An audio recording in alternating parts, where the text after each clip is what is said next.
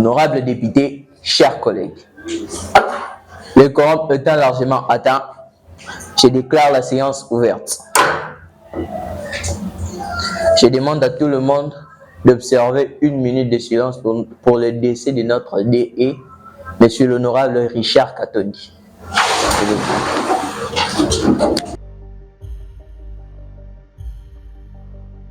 Merci.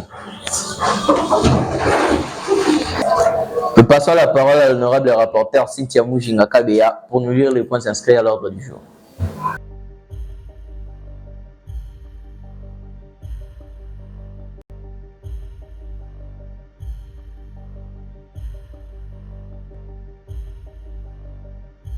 Merci, honorable président, pour la parole accordée. Honorable président, honorables membres du bureau, honorables députés, chers collègues, notre plénière d'aujourd'hui n'a qu'un seul point à l'ordre du jour, à savoir plaidoirie sur l'application des droits de l'enfant en République démocratique du Congo. Cette plaidoirie est initiée par l'honorable député Christine Poba Kalunga, élue du collège Bosangani à Kinshasa-Ngerenger. Honorable président, honorables membres du bureau, honorables députés, chers collègues, bonne suite de la séance. Je dis et je vous remercie. Silence, s'il vous plaît, silence dans la salle. Merci beaucoup, cher honorable rapporteur, pour cette lecture si précieuse. Après l'audition de l'ordre du jour, passons au vote d'approbation du point de l'ordre du jour présenté. Qui sont pour? Merci. Qui sont contre? Merci. Qui s'abstiennent? Merci. L'ordre du jour est donc adopté. Honorables députés, chers collègues, l'ordre du jour étant adopté, j'invite l'honorable Christine Poba Kalunga pour exposer sa plaidoirie.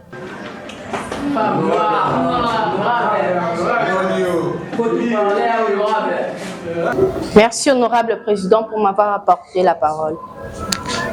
Honorable président, honorables membres du bureau, honorables députés, estimés collègues, mon intervention est une interpellation sur les institutions de la République démocratique du Congo ayant dans leur attribution comme éléments la gestion, la défense, le suivi ou la protection des droits de l'enfant. Entre autres, le ministère du genre, famille et enfants, le ministère des droits humains, le ministère des affaires sociales, de l'action humanitaire et de la solidarité nationale, le ministère de la Justice, ainsi que le ministère de l'enseignement primaire, secondaire et technique. Je n'oublierai pas non plus les différentes organisations locales et internationales de protection des droits de l'enfant. Honorables députés, chers collègues, le droit de l'enfant est-il le seul droit à soutenir? Non, bien sûr. Je sais très bien qu'aucun droit n'est exclusif des autres, mais seulement parce que les enfants sont plus vulnérables que les adultes, parce que le développement sain des enfants est crucial pour l'avenir de toute société, et aussi parce que nous constatons du jour au jour le taux élevé de violations très graves des droits de l'enfant. Honorables députés, chers collègues, posons-nous la question de savoir quel est le profil exact de l'enfant congolais. Honorables députés, chers collègues, le point de départ de mon approche est la Convention des Nations Unies relative aux droits des enfants, qui est le traité relatif aux droits de l'homme le plus largement signé. Cette convention énonce le droit de tous les enfants, quels que soient leurs antécédents ou leur situation. La République démocratique du Congo, notre beau pays, est l'un des pays signataires de cette convention, mais je me demande si les gens connaissent par cœur ou ignorent totalement le contenu de cette traité. Chers collègues, notre Constitution du 18 février 2006, dans ses articles 122, 123 et 149, détermine le principe fondamentaux relatif à la protection et à la promotion des droits de l'enfant. Aussi la mise en place d'une loi congolaise relative aux droits de l'enfant. La loi numéro 9/001 du janvier 2009 portant protection de l'enfant. Honorables députés, chers collègues, qu'est-ce qu'on appelle un enfant selon la loi? Un enfant est toute personne humaine âgée de moins de 18 ans. Et je vous rappelle que tous les enfants sont égaux devant la loi, sans aucune discrimination. Honorables députés, chers collègues, en République démocratique du Congo, les droits de l'enfant sont bafoués et violés. L'autorité compétente fait semblant de ne pas avoir un cœur ni un cerveau pour comprendre cela. Honorables députés, chers collègues, depuis avant même ma naissance, je ne saurais compter le nombre de gouvernements que notre pays a pu changer. Mais jusque-là, concrètement, rien de bon ne s'est fait pour améliorer les conditions de vie des enfants. Parfois, je me demande si réellement en RDC, nous avons des juges formés en justice juvénile. Honorables députés, chers collègues, de nombreux enfants continuent d'être maltraités, discriminés, accusés de sorcellerie, infectés ou affectés par divers virus ou sont l'objet de trafic. Les enfants sont privés à l'éducation. De nombreux enfants vivent dans la rue, sont victimes d'exclusion sociale, d'exploitation économique et sexuelle. Honorables députés, chers collègues, je ne saurais donner trop de détails pour vous convaincre, mais je crois mon discours est clair et précis. Si réellement nous sommes tous enfants, retenons que nous sommes acteurs de notre propre protection. Nous devons nous impliquer à fond dans la prise de décision sur ce qui nous concerne et sur ce qui se passe dans nos vies. Prenons la voix et exigeons ceux qui ont du pouvoir et de l'influence à agir pour notre cause.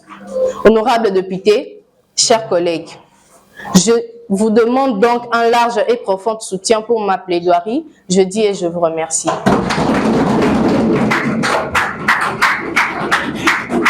Silence, s'il vous plaît, silence. Merci beaucoup, très chers collègues, pour ton intervention instructive et interpellatrice. Honorables députés, chers collègues, nous avons tous suivi avec beaucoup d'attention l'intervention de notre collègue Christine Poba.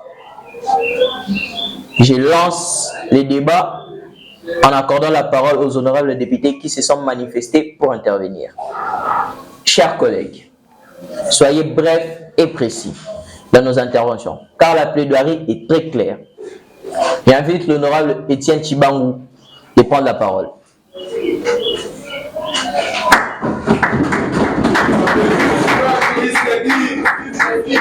S'il vous plaît, silence, s'il vous plaît. Merci, honorable président, pour m'avoir accordé la parole.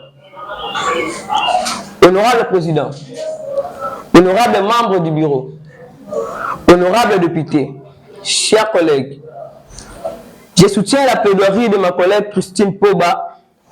Vraiment, son initiative est meilleure et je ne peux que la remercier pour ça. Chers collègues, les droits de l'enfant en République démocratique du Congo sont violés à un niveau où l'enfant congolais n'a plus de considération. Chers collègues, quelle vie mène exactement l'enfant congolais? Le droit de vivre en paix et d'être protégé. Le droit à la nourriture et à une habitation. Tous ces droits fondamentaux sont violés. Chers collègues, tout enfant a le droit à un niveau de vie suffisant à son développement physique, mental, spirituel, moral et social. C'est aux parents qu'incombe la responsabilité primordiale d'assurer à l'enfant ce niveau de vie. Mais ce ne sont pas d'interpeller les parents congolais qui semblent être trop négligents sur ces responsabilités.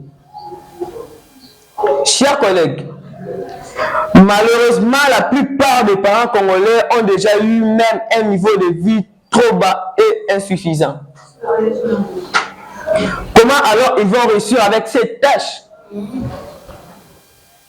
Chers collègues, selon le texte, l'État doit assurer à l'enfant la protection totale au cas où ses parents ou les autres personnes responsables de l'enfant sont incapables.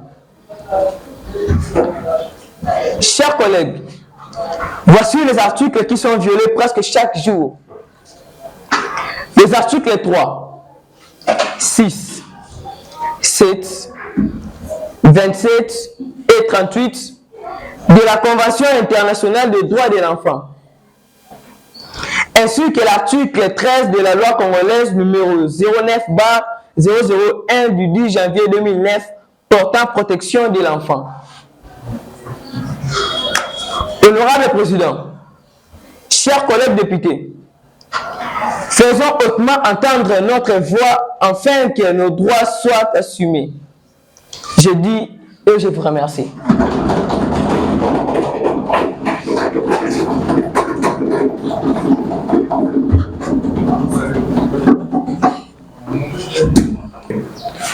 Merci beaucoup, très chers collègues, pour ton intervention. J'invite à présent l'honorable princesse Poko Ndayonga de prendre la parole.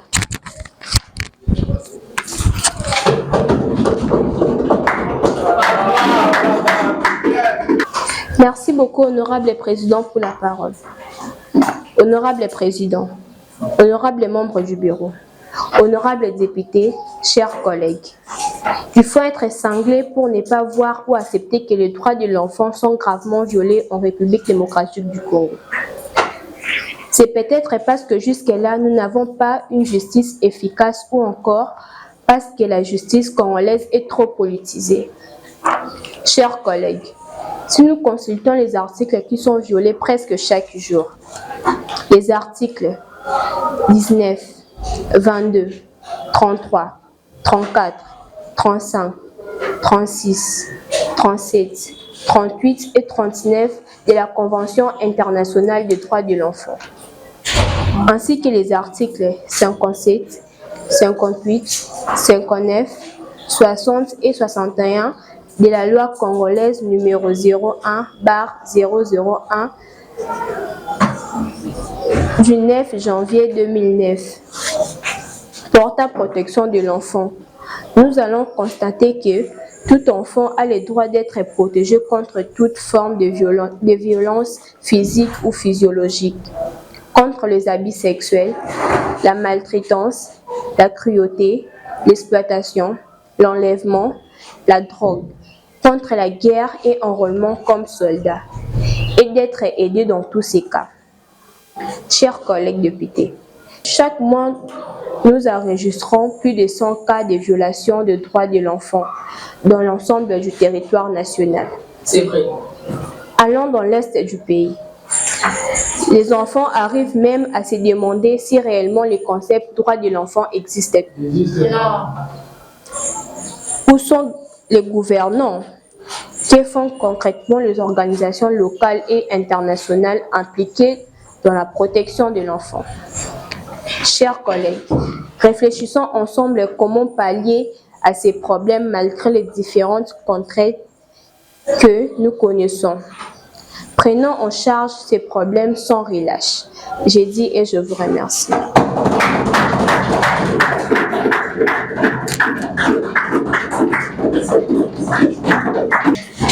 Merci beaucoup, très chers collègues, pour ton intervention. Nous continuons avec les interventions de nos chers collègues. J'invite à présent l'honorable Alex Kilala Tawiti de prendre la parole. Merci beaucoup, honorable président, pour m'avoir accordé la parole.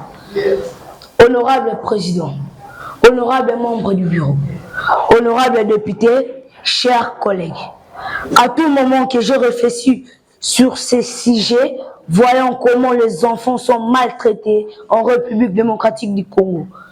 Parfois, je me demande si l'autorité compétente comprend au moins ses attributions. Chers collègues, la politique de notre pays commence à tout détruire pour persévérer leurs propres intérêts éphémères. Les égoïstes. Et surtout avec le type de politiciens que nous voyons, Lorsque les parents sont dans l'impuissance d'agir parce qu'ils n'ont pas de moyens et que l'autorité compétente ne trouve pas les moyens d'agir pour l'intérêt, pour le développement de la nation. Voilà pourquoi, malgré tous les discours prononcés, il n'y a pas toujours amélioration. Chers collègues, parlons d'abord du droit à l'éducation de qualité.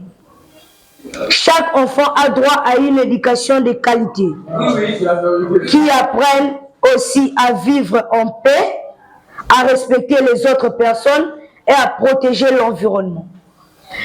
Le droit à l'éducation sans discrimination. Pour témoignage, consultons les articles 23, 28 et 29 de la Convention internationale des droits de l'enfant et les articles 38, 39, 40, 41 et 42 de la loi congolaise numéro 09/001 du 10 janvier 2009 portant protection de l'enfant. D'ailleurs, même le droit de vivre en famille et le droit d'être élevé par d'autres si les parents ne peuvent pas, ces droits aussi sont violés. Rien n'est pris au sérieux apparemment dans ces pays. Chers collègues, tout enfant a droit à l'éducation et à l'État a l'obligation de rendre l'enseignement primaire obligatoire et gratuit. Là, s'il vous plaît. Lance dans la salle. Et cette éducation doit viser à favoriser l'épanouissement de la personnalité de l'enfant, le développement de ses droits et de ses aptitudes mentales et physiques, dans toute la mesure de ses potentialités. Cette éducation doit préparer l'enfant à une vie d'adulte active dans une société libre et encourager en lui le respect de ses parents, de son identité, de sa langue et de ses valeurs culturelles, ainsi que de la culture et des valeurs d'autrui. Chers collègues, non seulement nous devons réclamer l'obligation et la gratuité de l'enseignement, mais nous devons aussi exiger la qualité de l'enseignement. Si et seulement tous les textes étaient suivis et respectés, on devait aussi exiger.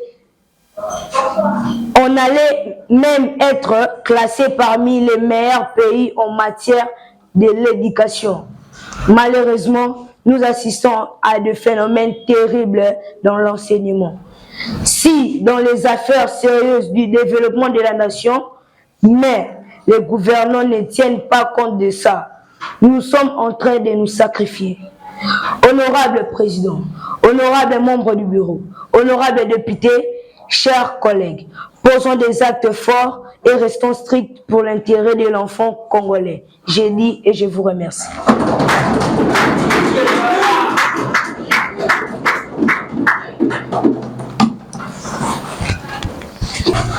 Merci beaucoup, très chers collègues, pour ton intervention. Nous prenons l'avant-dernière intervention. J'invite à présent l'honorable Daniela Kouyi-Kamaya de prendre la parole. Femme noire.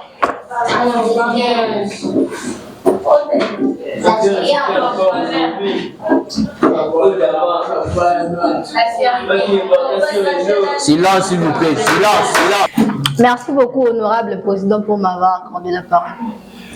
Honorable président, honorable membre du bureau, honorable député, chers collègues, mes prédécesseurs du haut de ces tribunes ont été clairs dans leurs interventions.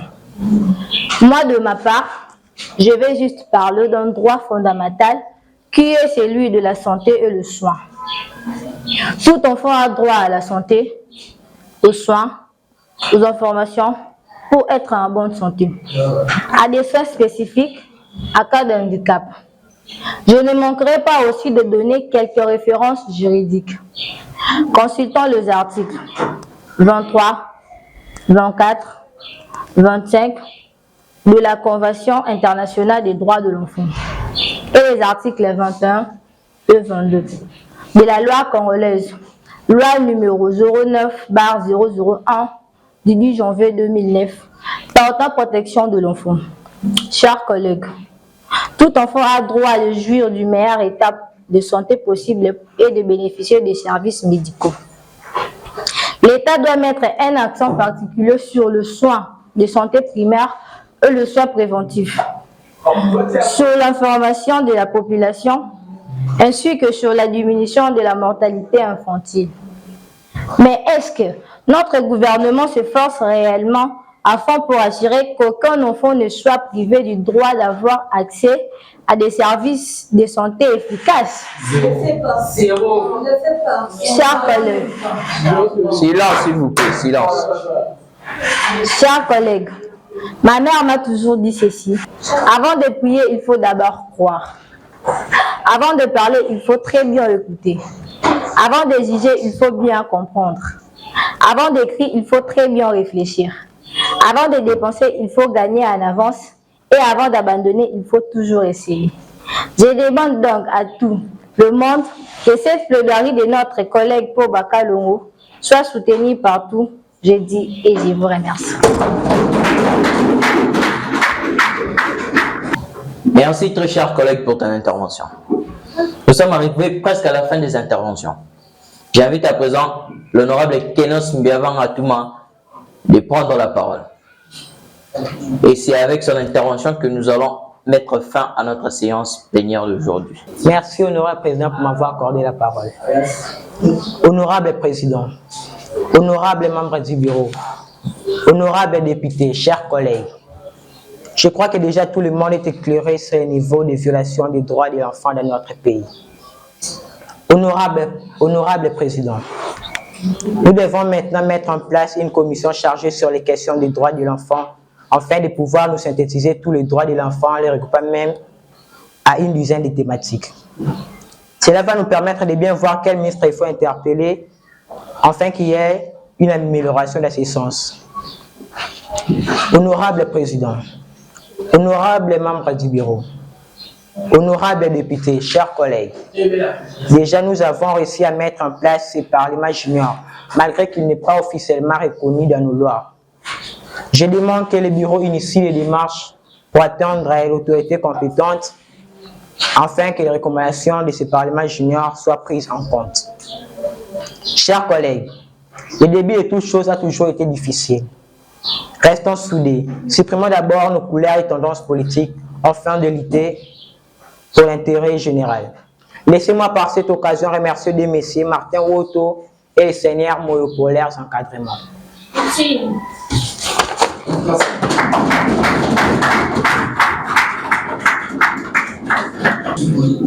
Merci beaucoup, très chers collègues, pour ton intervention.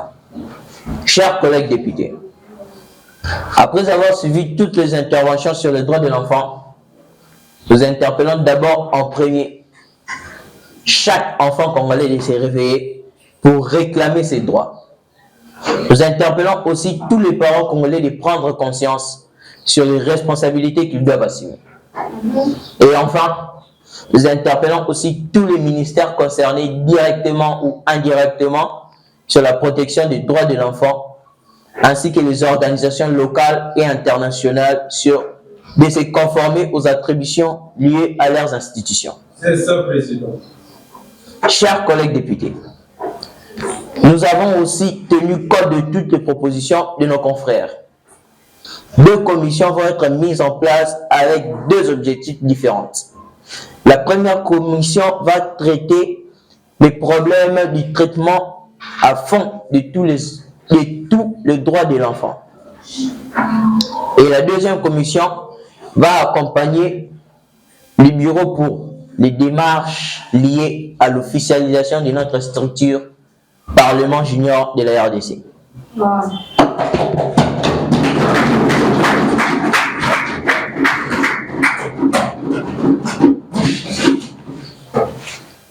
Chers collègues, honorables députés, nous ne cesserons pas de remercier les promoteurs Fortuné Perrin Van Mort du collège de Saint-Mali pour son accompagnement et ainsi prend fin notre plénière d'aujourd'hui, Parlement junior de la RDC. Je vous remercie.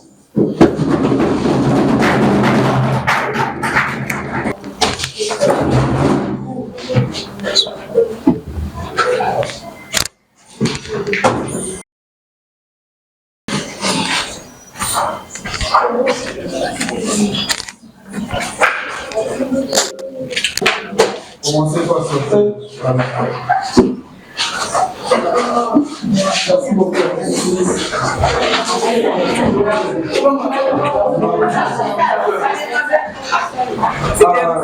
Honorable